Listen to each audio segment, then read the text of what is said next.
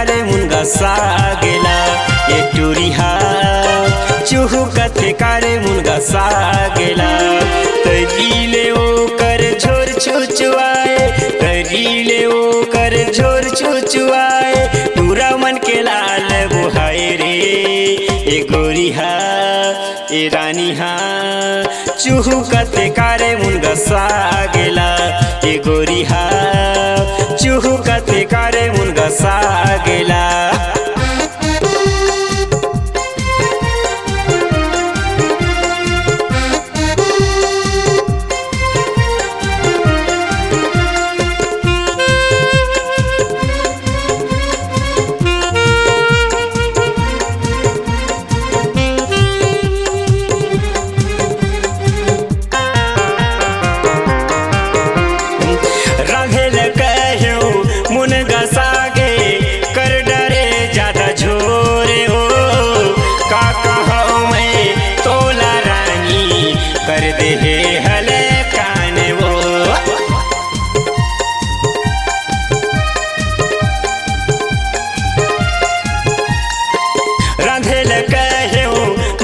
सागे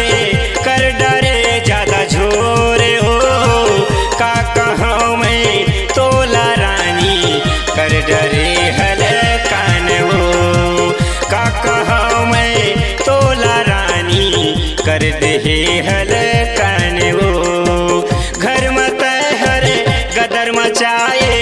घर मत हरे गदर मचाए का कहूँ मैं तोला रे रानी हाँ ये गोरी हाँ चूहू कथे कारे मुनगा सागेला ए रानी हाँ चूहू कथे कारे मुनगा सागेला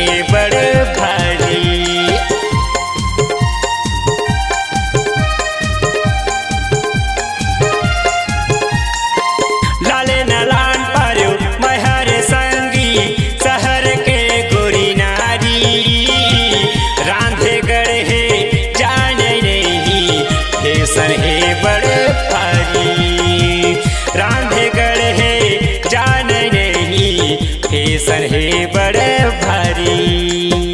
घर मत हरे गदर मचाए घर मत हरे गदर मचाए का कहाँ मैं तुला रे ए रानी हा ए गोरी हा चूहू कथे कारे मुनगा सागेला ए रानी हा चूहू कथे कारे मुनगा सागेला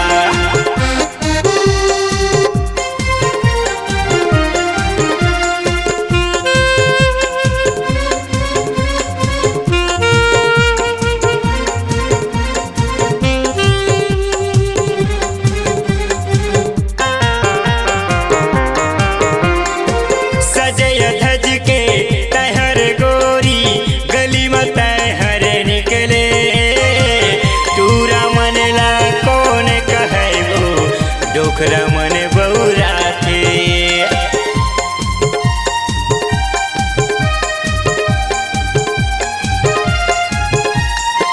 सजे धज के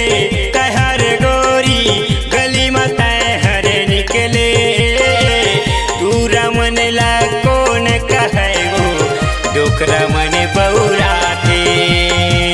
दूरा मन ला कौन कहे वो डोकरा मन बौरा गाँव मत हरे गदर मचाए गाँव मत हरे गदर मचाए का कहाँ मैं तोला रे ए रानी हा ए गोरी हा इला दी कारे पूरा जिला ए गोरी हा इला दी कारे पूरा जिला तोरे चर्चा गली गली मा तोरे चर्चा गली गली मा उड़त